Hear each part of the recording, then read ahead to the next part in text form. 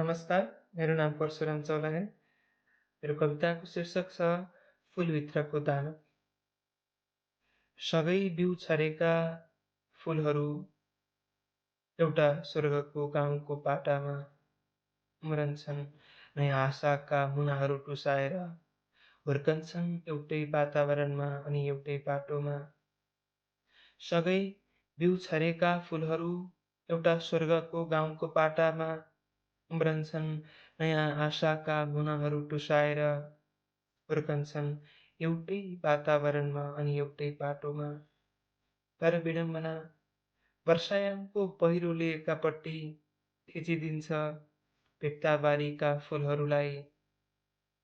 ऊ ओइलाउन सक्दैन र खुलेर फुल्न पनि, ऊ थिचिएर वयस्क बन्छ। तर विडम्बना वर्षायामको पहिरोले एकापट्टि थिचिदिन्छ भित्ताबारीका फुलहरूलाई।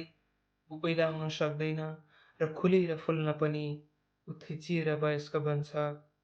फेरि छेउतिरको फुल स्वतन्त्र हुर्कन्छ। जवानीमा उसैको हाय हाय हुन्छ। उही फुलबारीमा राम्रो उदाहरणीय हुन्छ।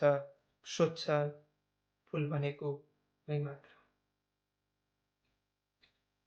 एक दिन थिचिएको फुलले स्वतन्त्र फुललाई भन्छ। एक दिन थिचिएको फुलले स्वतन्त्र फुललाई भन्छ, हामी सँगै फैलिनुपर्छ, मिलेर झाँगिनुपर्छ, ताकि हामीले यसरी स्वतन्त्र फुल्ने पाउने थियौँ। एक दिन थिचिएको फुलले स्वतन्त्र फुललाई भन्छ, हामी सँगै फैलिनुपर्छ, मिलेर झाँगिनुपर्छ, ताकि हामीले यसरी स्वतन्त्र फुल्न पाउने थियौँ। फेरि अर्को वर्ष पहिरो लाग्न सक्छ, यसको जगेर्ना हामीले गर्नुपर्छ, किनकि उसलाई थिचिनुको पीडा थाहा हुन्छ। फेरि अर्को वर्ष पहिरो लड्न सक्छ, यसको जगेर्ना हामीले गर्नुपर्छ, किनकि उसलाई थिचिनुको पीडा थाहा हुन्छ। स्वतन्त्र फुल्न नपाएकोले, मजासँग झाँगिन नपाएकोले।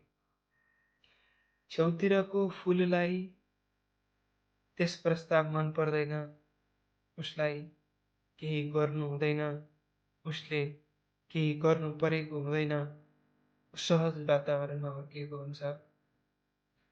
छेउतिरको फुललाई त्यस प्रस्ताव मन पर्दैन, उसलाई केही गर्नु हुँदैन, उसले केही गर्नु परेको हुँदैन, सहज वातावरणमा हुर्किएको हुन्छ। यसै गरी थिचिएको फुलको जिन्दगी सकिन्छ। फेरि वर्षा हुनुभन्दा अगाडि उसले आफ्ना नयाँ बिउहरूलाई भनेको हुन्छ। फेरि वर्षा हुनुभन्दा अगाडि आफ्ना नयाँ बिउहरूलाई भनेको हुन्छ, तिमीहरूले पानीसँगै बगेर तलतिर जानु, यो बाटोमा नबस्नु, यो राक्षस फुलहरू भएको बाटो हो, यो राक्षस फुलहरू भएको बाटो हो। पारिबाट हेर्दा बाटो सुन्दर देखिन्छ, तर त्यहाँको फुलबारी बिल्कुल अव्यवस्थित छ। बाटो पारिबाट हेर्दा सुन्दर देखिन्छ, तर त्यहाँको फुलबारी बिल्कुल अव्यवस्थित छ, किनकि त्यहाँ फुलेका सबै फुलहरूको सोच कहिल्यै झाँगिन सकेन।